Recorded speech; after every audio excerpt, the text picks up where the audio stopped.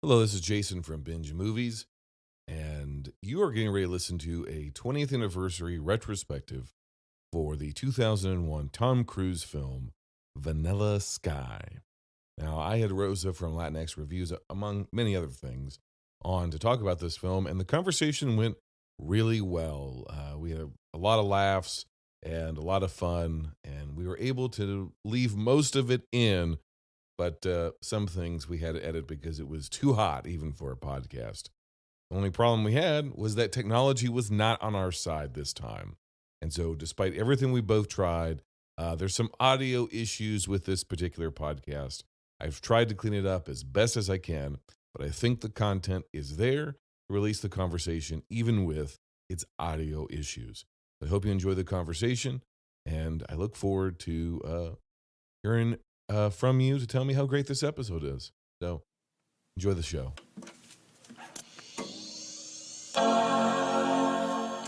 Unlock your present when I open it up. I already know what's inside. David Ames' perfect life When will you call me? is about to become What do I owe this pleasure? The pleasure of Sophia. When did you stop caring, David? a nightmare. You've been charged with murder. Julie is alive. Someone did this to me. Now, his search for the truth How much did they pay you? is going to take him farther than he ever imagined. Vanilla Sky, rated R, starts Friday On December 10th, 2001, a movie came out and made over $100 million. And now, 20 years later, nobody gives a shit, even though it stars Tom Cruise, Penelope Cruz, Cameron Diaz, Kurt Russell, Jason Lee, Noah Taylor, Tilda Swinton, Timothy Spall, Michael Shannon, and the guy from The Big Bang Theory and Roseanne, Johnny Galecki. I figured it was time to dust off your DVD copy of Cameron Crowe's Vanilla Sky. And I couldn't think of anyone better than someone who tens of thousands of people follow on Twitter. Of course, I'm talking about Rosa from Latinx Lens and many, many other places. If you've got a copy of the In the Heights Blu-ray, flip that sumbitch on its back and look at the pull quote on there. And that is my guest, the potentially the blue chipper, the hottest free agent in all of film criticism. Is that you? Are you there? Oh my God. Present Are you the number one draft pick in the Los Angeles area? in Los Angeles. Oh man, I highly doubt it. I'm very surrounded by a lot of talented film critics. I've been doing this for far longer than I have. But you know what? I'm not doing so bad. So I do have to give myself some props for what I've accomplished. You should give yourself some props. Your family should give you props. I will give you props. I'm buying stock. I'm all in. You're legit. You're the real deal.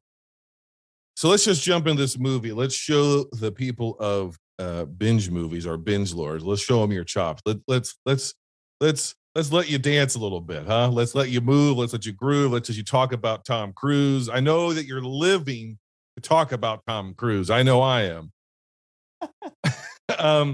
But before we get to Tom Cruise, I know for a fact that you had never seen this movie before until I slid into your DMs and said, hey, the 20th anniversary of Vanilla Sky is coming out. It's a movie, I say semi-facetiously, but it has no cultural imprint whatsoever. And let's talk about it because that's what we do here. We dig up we dig up movies Yeah. that nobody gives a shit about, and we try to find something good about them very often. And so we have dug this movie up. And what are your general impressions about the film now, 20 years later? Do you think it plays in 2021, or do you think it's hopelessly dated?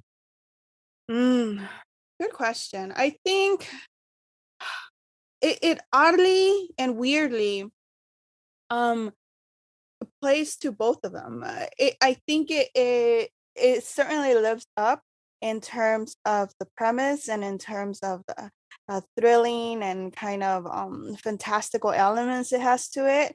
However, some of the dialogue and the storyline in general, which the storyline has a little bit of both.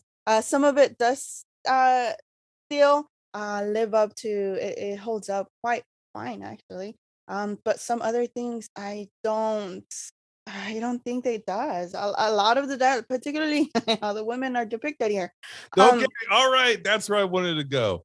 So Let's go there. let's talk cruises. Let's start with the superior cruise. Let's talk Yeah. about Penelope Cruz, who is Yes. reprising her role from the original version of this film, a Spanish-speaking film called Abre los Ojos, and she's in that film playing the Sophia character. In this movie, is she as Sophia? Is Sophia a character, or is she a manic uh, manic white fantasy? Interesting. I think she is a character. But however, the character of Sophia is a character. The person playing it, though, I don't know if so much so, which kind of leads me to the okay, those little twists and turns. I mean, it's a 20-year-old film, so I don't feel that's bad if I spoil it. Oh, And no, again, it's a remake. Yeah, it's a remake. It's 20 years Right. old, and we just spoil everything. That's what we're doing here. So spoil away, Okay. cuss Okay, away, perfect. spoil away, say the filthiest words that you want to No. say. It's fine. Because we're going to talk about Cameron Diaz, and there's no way of getting around some film. So let Yeah. Wow. we're going next to her. So let's go for it. You have carte blanche here. You have a blank check. You can do whatever you want. Oh, perfect. Well, thank you. Well, first of all, I do have to say this was my first time watching it. I have heard of it, and I did not have any inkling to watching it until you offered me the invite. I'm like, you know what? This will be a perfect excuse to go out of my way and see the movie. I didn't even know it was a remake until you posted that tweet. And then far less was I aware that Penelope Cruz was reprising the same exact role, which makes me wonder if the acting is any different, or if she's exactly the same in both films. Because I haven't seen the original one. I didn't even know it existed. I have seen the original, and I will say that I think if you see the Sophia character in the original film, she's a much more. She's still kind of a manic pixie dream girl, and we'll get to that dream girl part because that is part of the plot, right? Like part of the plot is at a certain point in the movie, she is literally a dream girl. It's not the real Sophia anymore. It is his imagined amalgam, like his imagined fantasy life that he could have had with her that then becomes a nightmare.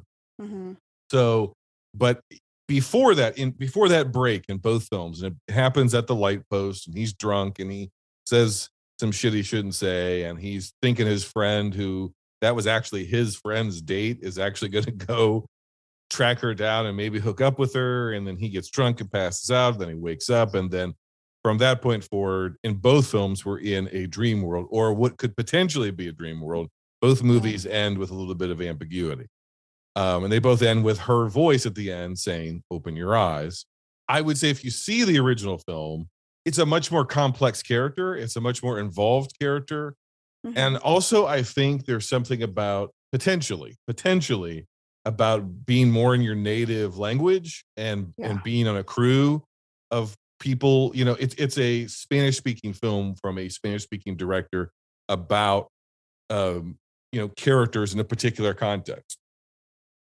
It gets translated into the US, and it's stripped of all of that, obviously, because Tom Cruise is not of any Latinx descent or whatever. Right. And so they stripped all that out of it. It's not about, I think the original, if I'm not mistaken, maybe takes place in Mexico City or some sort of tourist location, rather than being like a magazine, which that's dated very poorly. Rather than being like a billionaire off of magazines, he's inherited like a restaurant, or he's like a restaurateur and a hotel. And so he works in hospitality, right? He owns it. He owns this really elaborate, nice hotel and gourmet restaurants. And he's like, that's where he's made his money, or he's inherited it. And he's kind of a hot shot. And his business partners in this movie, they're called the Seven Dwarves. They're not called that in this movie. In this movie, in the original film, his partners are trying to get him out of the business for the exact same reason, right? He's doing coke and he's partying, and he's a little bit younger than Tom Cruise is, and so he's a little bit more of a bad boy, kind of like a sex addict, like he's got more rough edges. And then so when he meets Sophia, she's like kind of into it, but kind of not, and a little bit more artsy. She's a mime in the original film. Oh, She's a okay. street performer, and wants to be an actress, and she's doing mime work. And so we spend more time with the therapist. We spend more time with everybody, right? And Mm-hmm. uh, uh, the only character who's kind of the same is the Cameron Diaz is playing Gianna or something like that, and I think it's Nora or something like that in the original film. They're a little bit different. Cameron Diaz they're both crazy, but Cameron Diaz is playing more of that like Hollywood stereotype crazy Oh, woman. You know what yeah, I mean? yeah. More of the Fatal Attraction kind of character, and the other character is just kind of more sad and desperate, Mm, and like seems a little bit more. She's unhinged, but more maybe a little bit more realistically unhinged. So mm-hmm. I think in contrast, you're like, this is almost a muted performance. And even though in many cases she's saying the exact same dialogue, it's sometimes positioned differently or she's responding to it differently than she did. And so when you watch her two performances back to back, you do see the differences. And she Mm, feels like less of a character in the Cameron Crowe version than she does in the original film.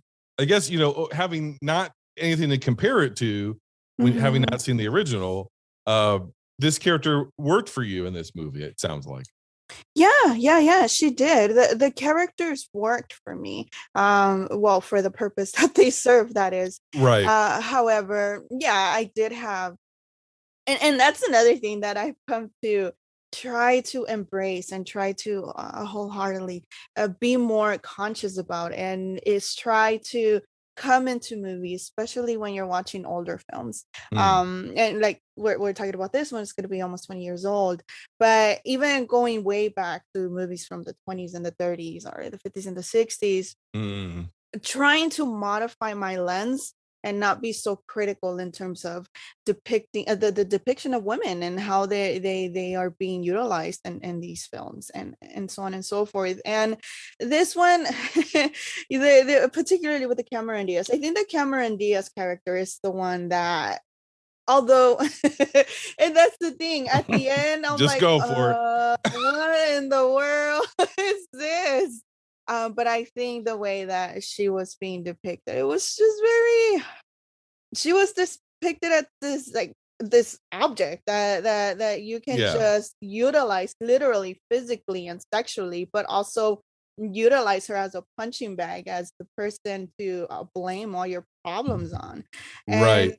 and it was bothersome, but considering it's late, what, 90s or early 2000s, it's not new, I guess. It wasn't necessarily shattering in terms of a female depiction in terms of movies. So in that sense, if I would have probably seen this movie, let's say probably a year ago, I would probably be cursing and upset to my brains would be like very upset and just going all out on the film for what they did to that character. But Well, let's okay. So let's I address it, guess right? I've grown a little. Well, that's good. We all need to grow. Let's address it, right? Let's Yeah. just cover it. So the basic premise of Vanilla Sky, and there's nothing basic about it, but is Tom Cruise is a wealthy magazine billionaire, right? He's inherited this media empire, and he is this almost like a, going back to the early 2000s, almost like a Richard Branson, not quite like an Elon Musk. He's definitely cut from the cloth of a 90s idea of a billionaire or early Yeah. 2000s. He's a jet setting. Honestly, who he reminded me the most of is Tony Stark from the Marvel movies. Yeah. Yeah, I Yeah. can see that. He, just imagine that, right? He's in the rock music because I think that's one of his magazines. It's basically Rolling Stone, but it's not Rolling Stone. And which also makes sense with Cameron Crowe's background as being a rock reporter Mhm. and almost famous and all that sort of stuff. So he's put a lot of himself into the character here, and the pop culture references, the music references. It's a lot of like, there's a lot of Cameron Crowe in this Cameron Crowe movie. Right. And he's like a Tony Stark sort of figure. And he has this friend with benefits, right? And this woman who he's not really interested in. In fact, she kind of creeps him out, but they have sex. They hook up semi regularly, but he has no interest in her as a person. He doesn't know her last name, I don't think. He definitely doesn't know where she lives, knows nothing about her.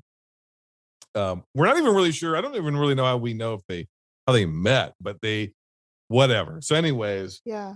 she's obviously like very into him and seems to be building this unrequited, it's not quite love, but more obsession with him.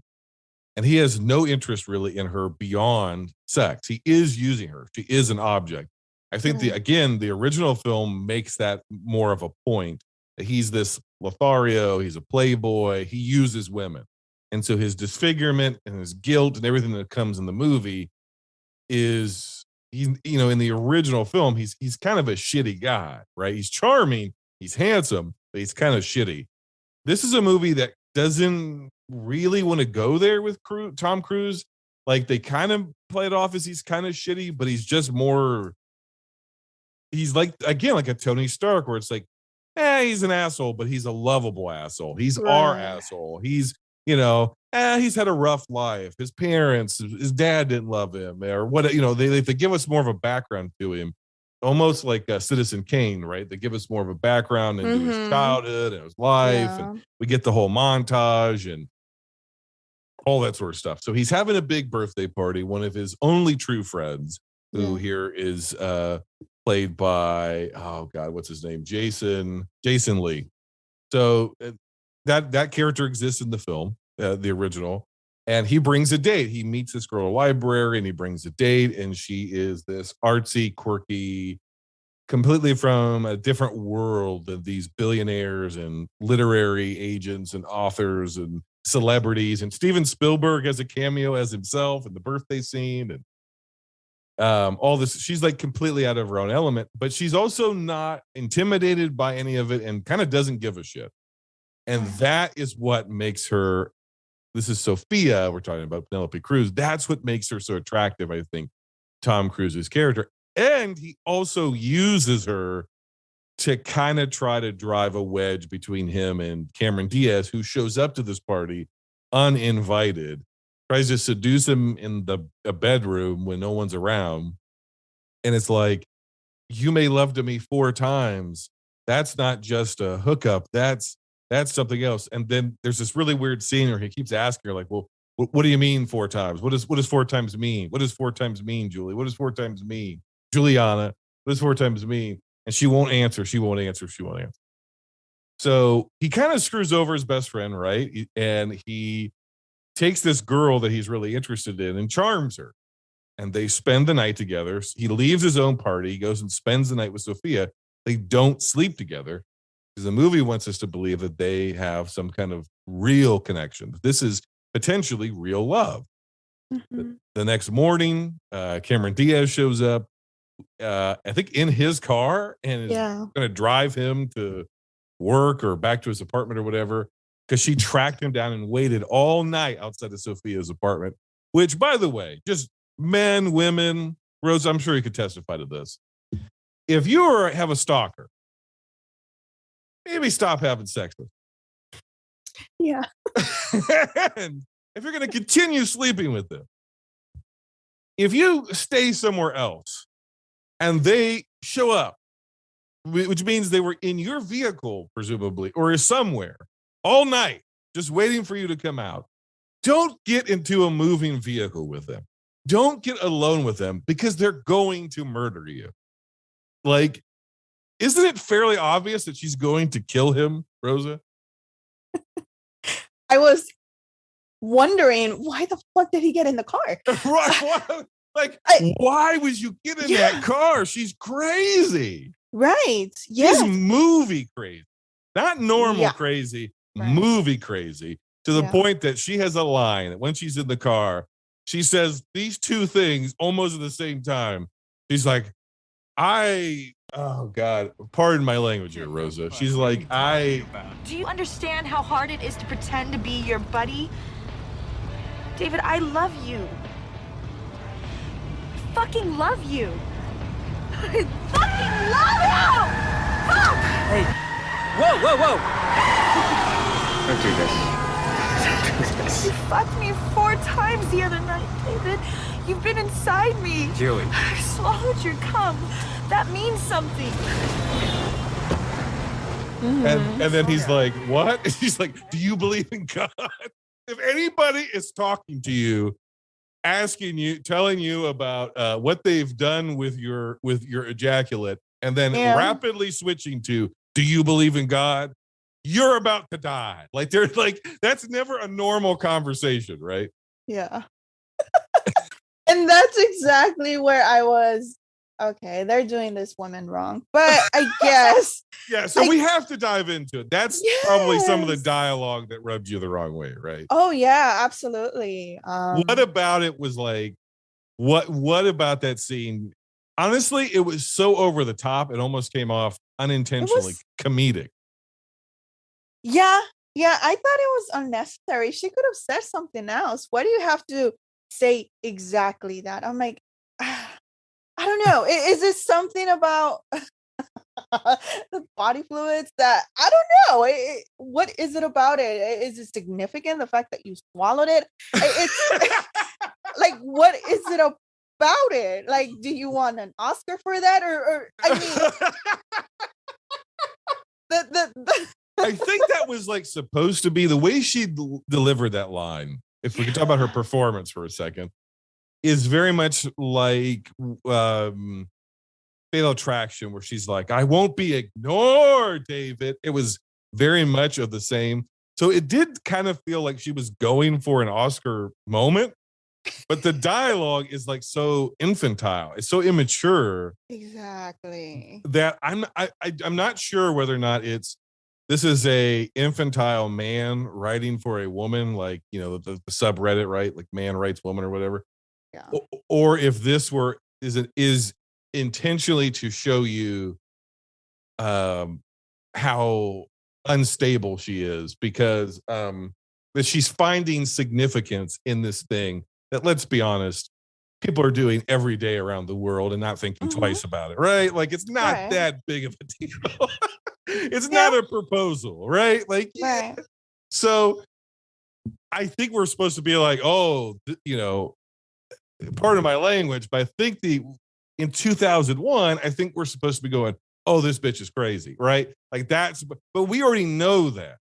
Mm-hmm. So I think her just trying to commit a murder-suicide is enough to drive home the point that she's crazy. Exactly. The fact that she was there that morning, in that car, and the fact that she's just maniacally driving, and not giving zero shits, about there's red lights, so you have to stop. She's about to crash.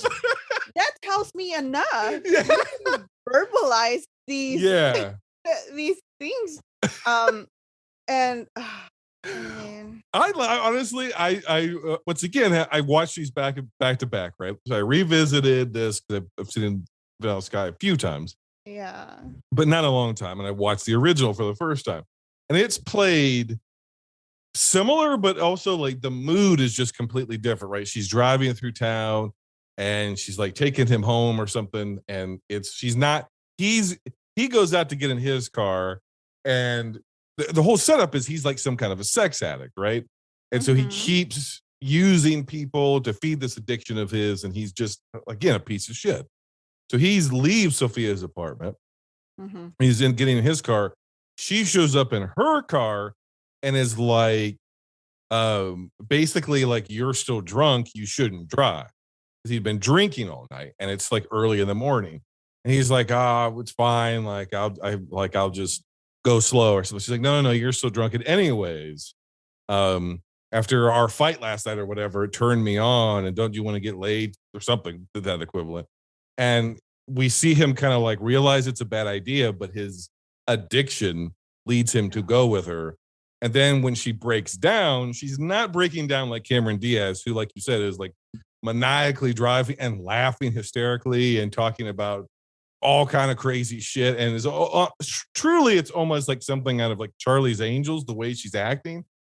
Like it's like a weird comedy to it. It's played more for sadness because she's like, you said I was nothing to you but a fuck buddy. Like that's what you do. You use women. And again, it's more of an incrimination on this guy's character. And I think, especially for Cruise, and especially in this era of his career, where he has to pretend that he's younger than he is, he has to pretend that he's taller than he is, even though we all know he's 4'11", even though we all know he's 75,000 years old. I don't think he was willing to be the bad guy in the movie. Yes, you need to find a way to empathize with him, no matter what he does. Yes, because David Ames in this movie, as David Ames is presented, is not a bad enough person. He's done nothing wrong to the extent where nobody does, you know what I mean? But nothing has happened in this movie that would lead us to believe that this woman would drive a car off a bridge and kill herself and him. Yeah. Because it doesn't seem like this movie's willing to make Cruise be the bad guy. Right. Right. And so you're just like, oh, that, like, it would feel like it was coming almost out of nowhere. So what we have to do is, to the disservice of the Juliana, the Cameron Diaz character, we have to make her really insane and say lewd, insane things. And, it's strange. It almost seems like it was written in a way just to kind of by force of nature of trying to protect Tom Cruise's image. Tom Cruise, yeah. And so it's like this female character who's kind of a tragic character in the original just becomes really like a comedy, and it gets darker as the movie goes on. But that whole scene plays very strange. And especially with where the rest of the movie goes, it just kind of doesn't fit, right? It's unfortunate because, I mean, it's written by a man, and this is where, and this is where, I mean, probably a year ago, I would have been flipping out and would have been like, why are men still reinforcing these images on women, and why is it so? And it's unfortunate too, because the viewer, sadly, is probably more likely it's going to be much easier for them to judge and in a way like criminalize a Cameron Diaz character than you are a Tom Cruise one, because sadly women are much more easier to judge and to give them that lens. And of course, when you write someone this character this way, it's far more easier to do it. And no matter how much of a douchebag Tom Cruise is, no matter what he does, because you do have this crazy woman in a way catalyzing all these events, and again, in his mind, it's okay for him to be who he is, and in a way it justifies his actions in a weird sort of and which kind of leads to what you were just saying right now. You have to find a way to not make him be the bad person. And it's unfortunate. I think the more interesting movie is okay, he's Tom Cruise, he's rich, he's handsome by most accounts, right? He's a conventionally handsome guy. He's Tom Cruise, right? On screen. He is this guy. And I think it's more interesting to play it the way the original film did, which is all that's true about him. And he's also kind of scummy. There's something broken about him before the disfigurement, because the disfigurement is just a kind of a metaphor. It's a visual metaphor for his character. It's like he was ugly on the inside the whole time, really empty and kind of ugly, not irredeemable, but flawed. And now with the perfect face, and now those flaws are on the outside. And now that you take away some of his wealth, or at the very least you take away his beauty and his charm and his freewheeling, let's all party, you take that away and you make him sad and broken and ugly on the outside. Now he becomes a pariah and nobody wants to be around him. In the original film, including Sophia, she rejects him because now all he has is this, he didn't have any real relationships. Everything was superficial. Everything was about the party. Everything was about how good looking he was. So that then through this process of this nightmare of believing that he's murdered people and all the stuff that he goes through, Yeah. that when he comes, that the end is like a catharsis where he's confronted with the reason why it's become a nightmare is because I feel guilty for what I did in real life to Juliana. And I don't want to live in a dream world anymore. I want to live in the real world. I want to wake up. So all of that is a metaphor, really, for what his life was, right? Like his life of wealth and being able to control people and manipulate people and use people and all that sort of stuff was that was also a dream world. Mm-hmm. And so the what happens in the second half with the extended life and he's in cryo sleep and he's basically like in a kind of virtual reality and Yeah. and all that sort of stuff. It also it plays around with the psychology of in the original film, the psychiatrist, the angle there is, yeah, they think that he murdered Sophia, and there is the actress swap, just like in this Mm-hmm. movie. But the Mm-hmm. added wrinkle is the psychiatrist is trying to convince him that under the mask, his face is fine, that he got reconstructive surgery and he's not disfigured and he doesn't need to wear this mask anymore. And so he's so like you just think that he's crazy. You think that he's lost his mind out of guilt because of what he's done and what it's cost him and all this sort of stuff. And the loss of Sophia. And so I think what they've done here with this American film is, again, I think it all comes down to the David Ames character. I think they've made him less complex Mm-hmm. and they've put and less flawed, and they've made the kind of science fantasy surrealness pop culture meta context of the movie. They've made that the complex part of the film. So I think we have less complicated characters, but in a weird way, a more complicated plot or a more high concept idea for a Yeah. movie, which is Yeah. kind of unfortunately, then the characters, all of them, just kind of exist to serve the style. Does that make any sense? It makes perfect sense. And I think that's one of the why so well, you can count me as one of them. I'm just talking for myself. Why every time I hear of a Hollywood remake, the first thing I do is roll my eyes because Mm, a lot of these characters, in a way, in a sense, you do have, or I do. I have this. This feeling that they're just gonna ruin the remake. right. Very rare do you have a remake, a Hollywood remake that is Yeah. far superior than the original. Why? Because all these Hollywood conventions of Yeah. characters, they are so one-dimensional and they take all the complexity from the original films that it's just like not that long ago it was announced that they were going to make a remake of Another Round, which was the Danish film that was like Oscar nominated. I was like, why would you do this? I think it's starring Leonardo DiCaprio of all people. Oh boy. And I'm like, oh no, you don't have to do this. Just Yeah. leave the film. Let be the Leave it film. alone. Yes. Yeah. Why do you have to remake it? And I think this certainly suffers based on what you're telling me. I haven't seen the original, but like you were just saying, taking away the complexity from the characters. And why is Hollywood so obsessed with the idea of having these black and white characters and that's it?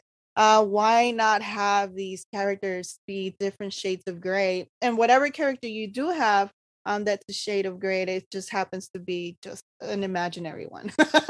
So That's a great point, right? yeah, and it's frustrating. It's so frustrating, which is why I've been more inclined into watching more international movies. But we'll leave that for another. Well, I think to your point, though, I think you're right. I think international movies seem to be not just more comfortable with complex characters; they seem to be more comfortable with like complex genres. They match up genres that you wouldn't necessarily think would go together, you know. And so, and they let like you were like what I'm thinking of is Baccarat. Like, Oh, like yes. what genre is that movie?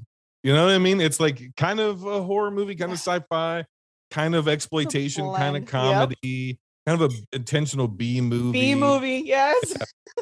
It's like funny and ghastly and sad, and all the while making a very specific, powerful, local political commentary, but also a global political commentary. Yes. And it's all of those things, right? Like it's in there, other cultures and other nations and artists from those countries. And I mean, even like the Brits, right? Like other predominantly white cultures seem to be able to do this better than us, where we have a really hard time.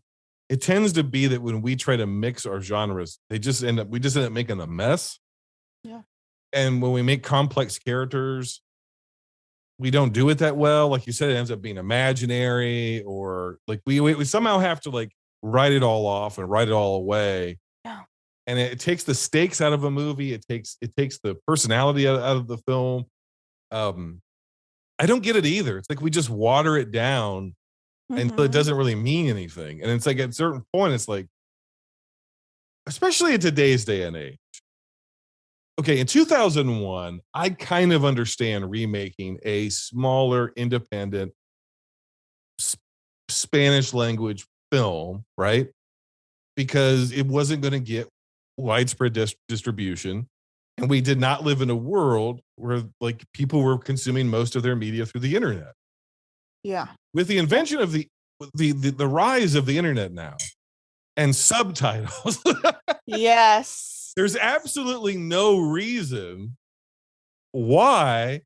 I understand that a lot of these movies may not necessarily be getting wide release in theaters, and they wouldn't necessarily do that well in wide release. But you can watch another round on freaking Amazon. So why make another one? Exactly.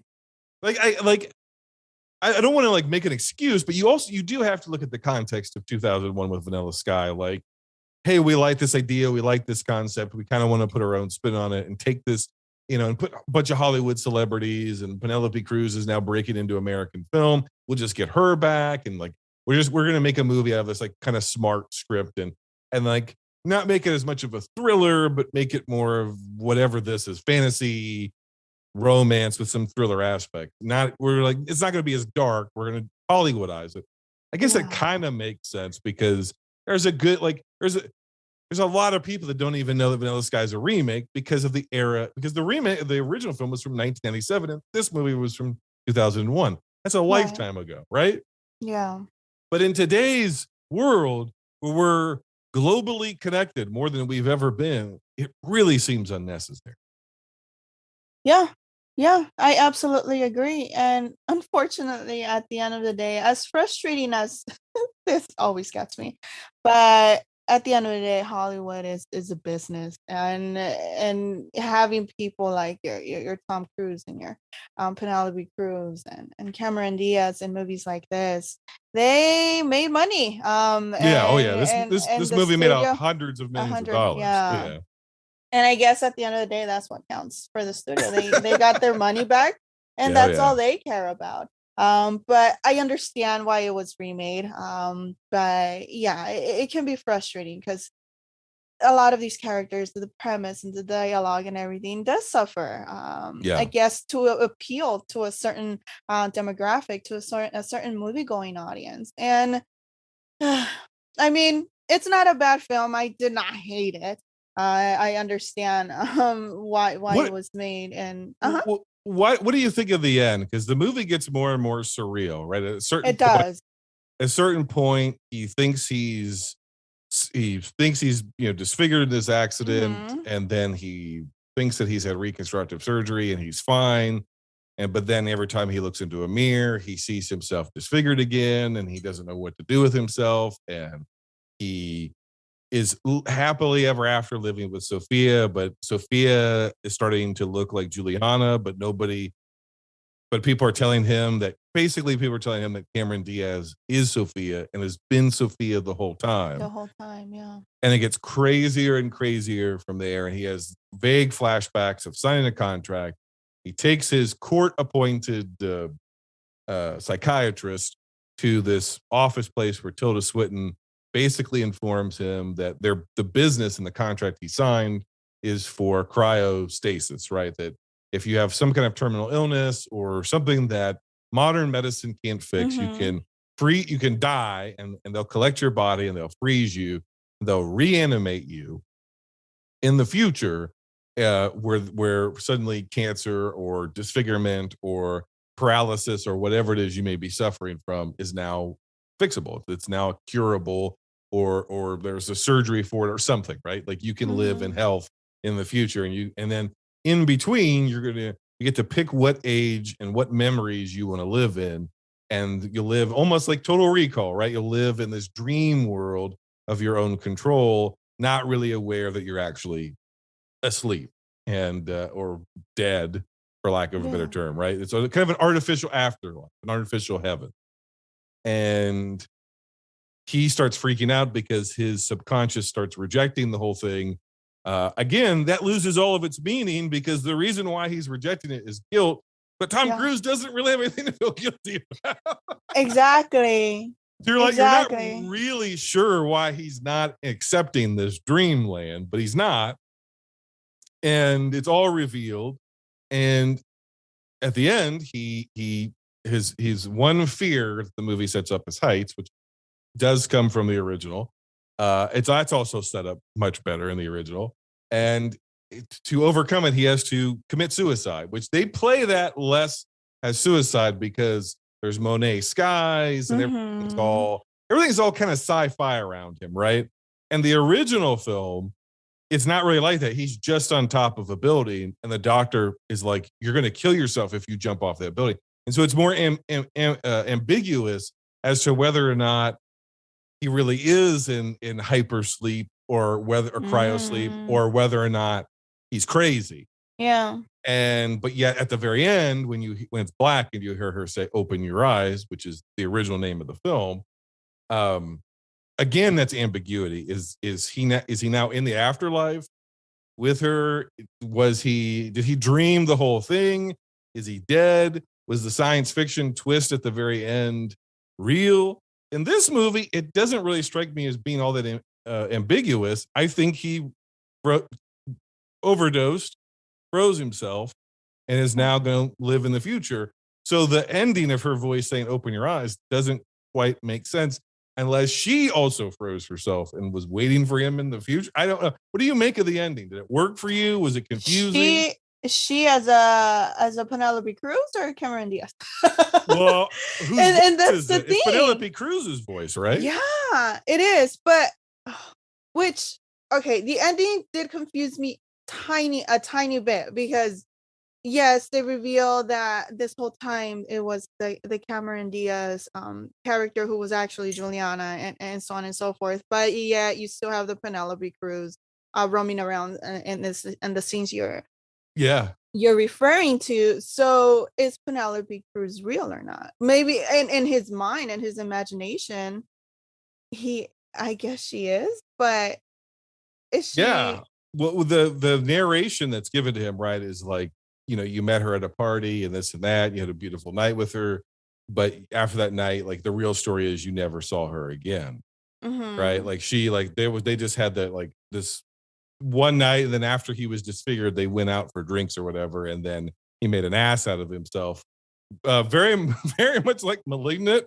The whole scene with him on his mask backwards. I was like, did this inspire Malignant? Where he's like dancing around, he's got a face on the back of his head. I was like, this is Malignant, right?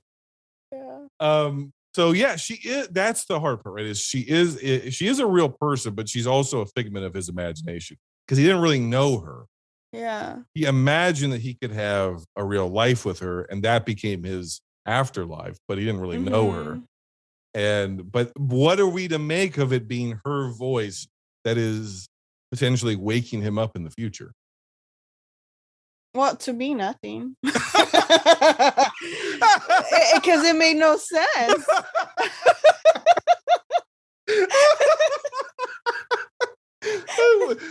That's the most honest answer. I love that. What are we to make of that? Nothing. Done. Okay, so moving past the ending that means nothing, we've got a movie that's not as good, or at least it's not as complicated, because I can't say it's not as good because it's got a lot bigger budget and so forth and so on. Yeah. It's not nearly as complicated. It's not nearly as dark. The ending doesn't mean anything.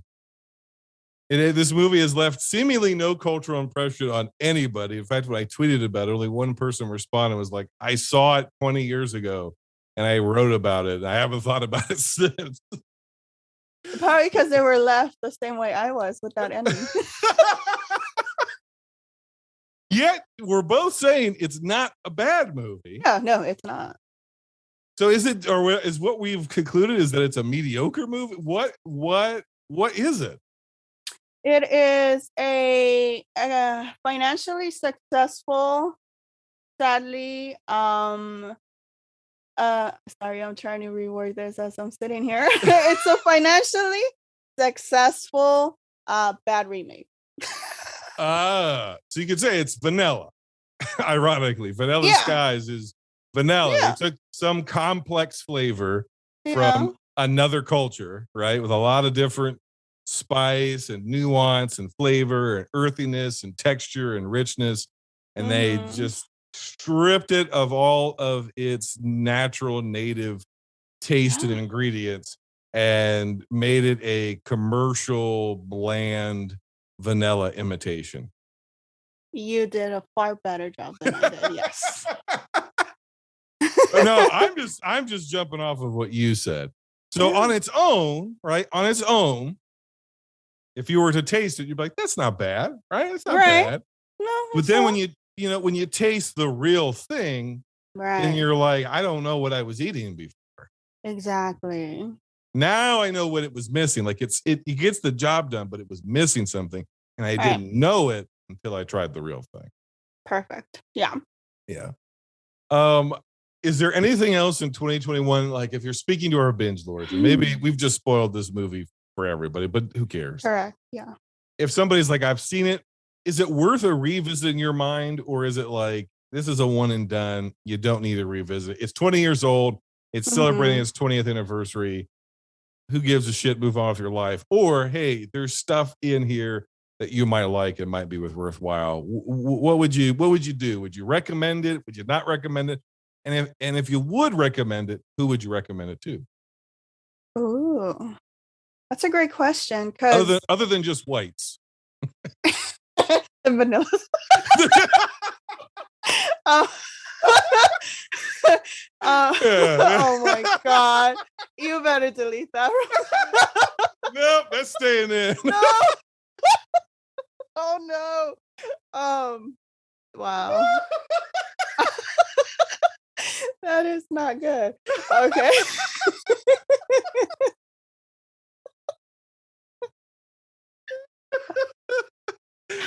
That's a great question. I'm giving you a white pass on that. I'm white enough. I'm giving you a pass. You get a pass. Thank you. Yeah. Give you a white card. White privilege. I'm extending my white privilege to you. Thank you. I highly appreciate it. I think it's hilarious. So, and it was honest. You came from a real place. Oh gosh. It's an interesting question because when I ended the movie, well, the ending meant nothing to me, but I didn't feel like I wasted like 2 hours of my life. I was like, okay, that was good. In terms of the genre and the overall premise. Yeah. So I would probably if you have not seen it before, and if you have not seen the original, then I would probably recommend watching this one. It's not gonna be a home run for everybody. I understand that. And probably if you're more of the sci-fi genre thriller aficionado per se, then yeah, probably give this a shot. But if you've seen the original one, from what I'm hearing and based on what you've been telling me this whole time, I probably wouldn't recommend it to them since it tends to be more of a poorly done remake in terms of the complexity of the characters and the narrative itself. So yeah, if you've never seen it, probably give it a shot. I don't think it would be a bad idea. For female critics out there, or just women in general, just keep in mind it's from 2001. You're not gonna Yeah. you'll have this dialogue that we've been talking about, and following sperm and all that good stuff. And all that good stuff. And all that good stuff. Oh God. But I mean, overall, I think it's gonna depend on what people's taste is like, and no pun intended. In movies. I need to stop. I think we've talked about this movie nobody cares about long enough. Why don't you tell us where we can find you here at the end of 2021? What are you up to? What do you got going on? What are your socials? How can we get you to 20,000 followers? Oh my. And how can you get binge movies to 20,000? Rosa? We got to get on your coattails. We got to ride you to success and fame and fortune and notoriety. You're gonna break down. You're gonna break down doors for white men like me. When are the whites gonna get their opportunity? Right? In Los Angeles. It's not fair that this brown woman is doing all this. We know that you guys rule the world. We know chocolate is better than vanilla. I'm talking about the ice cream guys. The ice cream. Which I actually do love. You're fired up here today. I love it. You're fired up. I love it. We've tapped into something here. We brought something out that I love. This is good. I'm sure you were not expecting this when you invited me. You poor thing. I thought it was in there. I'm just proud that we got it out. That you got it out. I've heard you on your own podcast. I was like, oh, yeah. That's where I've got to get her. You know, your partner in crime, Kat, has just an absolute like deadpan kind of dry sense of humor. Mm-hmm. And she's very funny in that way. Like she's kind of offhandedly will say something that's pretty funny. But you're definitely the more animated of the pair. And I thought if I could just position this right and get that version, you know, like the kind of relaxed version of you, and get you to kind of say what you really think, we'd be good. And we got that plus 100. So this is exactly what I was going for, and you more than delivered. So you have earned your plug. What are your social medias? Where's your letterbox? What's your website? Where can people find you other than Rotten Tomatoes? Because you're a Tomato Meter certified critic. It's pretty darn awesome. Yes. You can find me on Twitter, Instagram, and Letterboxd at Rosa's Reviews. And yeah, you can find podcast Latinx Lens on every podcast platform, and we're also on social media. I think it's on Twitter, Instagram. I think we're also on Facebook. I don't know. Facebook, we're too youngins for that. Right. We do have an account somewhere around there. And a letterbox also at Latinx Lens. So yeah, we have upcoming few episodes. We just recorded our Oscar Isaac episode, which I highly recommend listening to. It'll be uploaded and it should be uploaded by the time this airs. Yeah. And so yeah, that one we go all out. I never heard Catherine out this way. We did. We each had our little water bottles, had to cool ourselves down every now and then. Cause man, that man is just woo, hot fire. If any of your listeners out there or have followed you over to listen to you here, then I'm preaching to the choir. They already know how great you are. So support this lady and all of her adventures in Hollywood, and maybe one day she can help us white men out so we can finally have our time in the sun. Right. Yes. Because we need more in the industry. Because 70% of Rotten Tomato per critics is not enough. It's not enough. We got to get those numbers up. Yeah. We're obviously being sarcastic. This has been a hell of a time. You are a delight. You'd be somebody. You just are a delightful person. If you ever find yourself in Akron, Ohio, let me know, and we'll have to get together. So I was just absolutely delighted by you. Just everything. This has been wonderful, and I know that our audience probably has been too. So give her a follow, give her all that support, and of course, until next time, binge on. Crowd is waiting. They're going to count it down. Roughly 500,000 people out there in the square, and it's going to be just 30 seconds before the big ball drop hits here in New York. Keep your eye on it. You can check it out. Check the digital clock. We have 11:59:38, and it's going to be shorter and shorter. Happy 2002. Look forward to the best year ever. We've got 15 seconds. Gather around, get somebody close to you, because in 10 seconds it'll be the new year.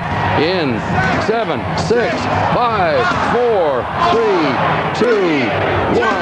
Happy 2002!